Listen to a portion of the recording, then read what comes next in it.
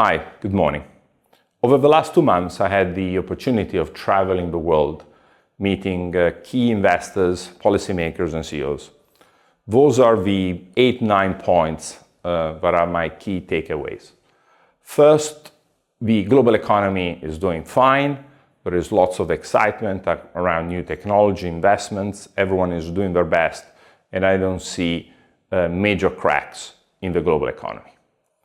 Secondly, though, valuations are high. Everything is expensive. It's like shopping on the 20th of December ahead of Christmas. You're not going to find any bargain. And hence, I think increasing cash level, it's a prudent investment decision. Third, the expectation of further cuts by the Federal Reserve, it might be already priced in. The US, it's printing $2 to $3 trillion each year, has a deficit of 6 to 7, and there's no intention of any political party to cut this deficit. That means the likelihood of seeing a continuing dollar being printed are very high, which means inflation cannot, suddenly go any lower than it's currently. Fourth, from the global perspective, valuations are particularly high in the AI space. But from a mathematical point of view, we're now at a conundrum. The implied AI valuation for the Max 7 and all the segment requires $2 trillion of additional revenue by 2030. There's only one problem. The Max 7 themselves today have less than $2 trillion revenue combined. And hence the simple question is, do you expect to find another Max 7 as additional revenue between now and 2030? And that's ultimately the simple question. In my view, it's unlikely, which means I think it's time to reduce part of that exposure and to diversify it geographically on a GDP adjusted basis. Hence, a bit more investment in emerging market, a bit more in China, a bit more in Europe, in order to capitalize on the fact that this US exceptionalism has had one of the best performance in history, and it's time to take some chiff off the table. Another couple of data points I think are important. Global investors are now feeling some pressure if they haven't hedged the dollar this year. Now, if the dollar keeps on being printed in the way it is, I think this could become a trend, and that could put further pressure on US dollar. For this reason, gold remains, in my view, key part of the asset allocation. If you look at gold over 150 years, gold price today in relative terms should be more or less equal to the S&P 500.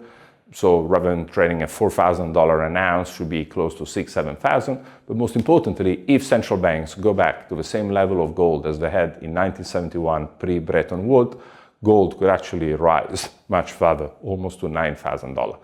That means gold should remain not only for safety, but one of the key assets against fiat debasement.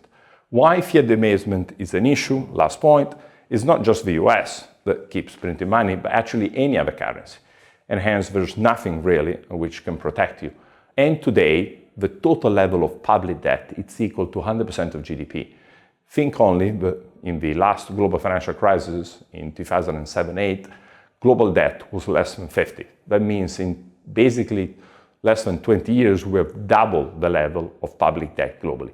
That means states will have less resources to fight the next crisis, pandemic, war, whatever comes. And that's the reason why I think gold should be a key component of an anti-debasement protection. Now, the question, but which is the least bad bunch of currency?